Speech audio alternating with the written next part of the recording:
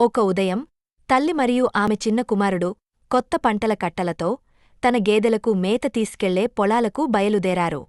జీవితం గురించి ఆసక్తిగా ఉన్న బాలుడు తన తల్లిని అడిగాడు, తల్లీ, మనం ఎందుకు సంతోషంతో నిండిన జీవితాన్ని మాత్రమే జీవించలేము? మనం ఎందుకు అన్ని కష్టాలు మరియుదు ఖాలను ఒకేసారి తొలగించలేము? తల్లి సానుకూలంగా నవ్వింది మరియు కొద్దిసేపు ఆగి, నా ప్రియమైన కుమారుడా, నేను నీకు ఒక పని ఇస్తాను. నేను కొద్దిసేపు తప్పుకుంటున్నప్పుడు నీవు మా గేదెలను ఒకే చోట నిశ్శబ్దంగా కూర్చోబెట్టగలవా? అని చెప్పింది. బాలుడు తనను నిరూపించుకోవడానికి ఉత్సాహంగా వెంటనే ప్రయత్నించాడు. అతను పిలిచాడు, అతను సంకేతాలు చూపించాడు మరియు అటూ ఇటూ పరిగెత్తాడు, కాని అతను ఎంత ప్రయత్నించినా గేదెలు కుదుటపడలేదు. అవి కదిలాయి, మారాయి మరియు కావలసిన చోట తిరిగాయి.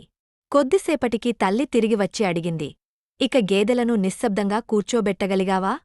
బాలుడు శ్వాస తీసుకుంటూ మరియు అలసిపోతూ, లేదు తల్లి, నేను ఎంత ప్రయత్నించినా అవి ఒకే చోట ఉండలేకపోయాయి అని చెప్పాడు. తల్లి అతని భుజంపై చేయి పెట్టి, కుమారుడా, జీవితం కూడా గేదెలలానే ఉంటుంది. అన్నీ నియంత్రించలేవు. సంతోషం, దుఃఖం వంటివి వస్తాయి, పోతాయి.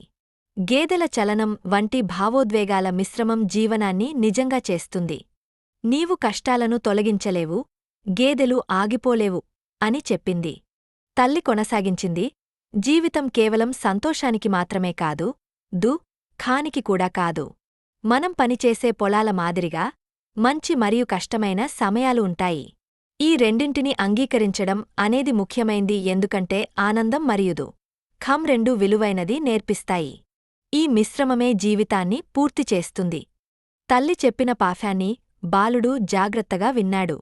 జీవితం గేదెల వలె నియంత్రించలేనిదని, కాని ఆత్మశాంతి మరియు అంగీకారంతో జీవితాన్ని అలవాటు చేసుకోవచ్చని అతను గ్రహించాడు. మీకు నా వీడియో నచ్చితే దయచేసి నా ఛానల్ను సబ్స్క్రైబ్ చేయండి. అలాగే కామెంట్స్లో మీ సూచనలను పంచుకోండి. నేను వాటిలో ఒకదాన్ని ఎంచుకుని ఆసక్తికరమైన కార్టూన్ వీడియోగా మారుస్తాను. ధన్యవాదాలు.